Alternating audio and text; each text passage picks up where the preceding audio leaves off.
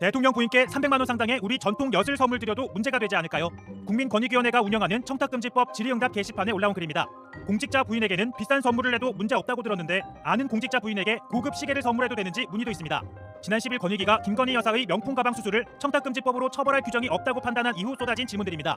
대통령 배우자에 대하여는 청탁금지법상 공직자 등의 배우자의 제재 규정이 없기 때문에 종결 결정하였습니다. 대통령과 이 사건 제공자에 대하여는 직무 관련성 여부, 대통령 기록물인지 여부에 대하여 논의한 결과 종결 결정하였습니다. 대통령 내외께 고급 양주를 선물하고자 하는데 대통령 기록물로 보관되는지 직접 드셔도 되는 것인지 물어보거나 조그마한 명품백과 책을 선물하고 싶은데 대통령 기록물로 분류되는지 권익위 의견을 듣고 싶다는 문의도 있습니다.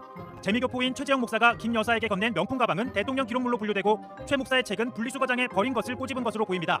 같은 게시판에는 공직자 배우자의 금품 수수에 대해 남긴 권익위 답변이 있는데요.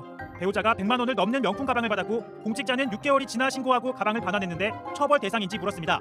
권익위는 배우자는 직무와 관련해 100만 원을 넘는 금품을 받을 수 없다. 공직자가 지체하여 신고한 경우에는 제재를 감면할 수 있다고 안내했습니다.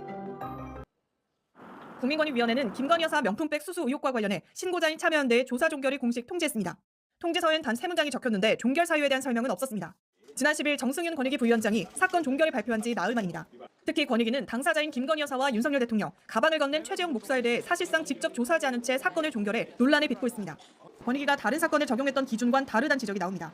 실제 권익위는 지난해 국정감사에서 통상적으로 대다수 사건에 현장 조사를 실시하고 있다고 설명했습니다.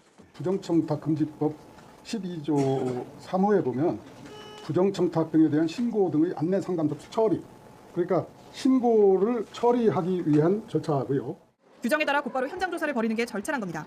반면 김건희 여사 의혹과 관련해선 신고자인 참여연대 측과 3분 전화 통화를 한 것이 전부입니다. JTBC 강연입니다. 권익위는 김 여사가 받은 명품백이 외국인한테 받은 선물이라며 대통령 기록물이라고 주장했습니다. 특히 표결 당일에는 전원위원들에게도 이런 주장을 펴며 김영삼, 문재인 전 대통령이 외국인에게 받은 가방 목록까지 참고 자료로 제시한 걸로 확인됐습니다. 하지만 그 가방들은 모두 공식 외교 행사를 하며 외국 대통령이나 왕비 같은 정상급으로부터 받은 거라 오히려 일부 위원들로부터 김 여사가 받은 명품백과 같냐는 반발을 샀습니다.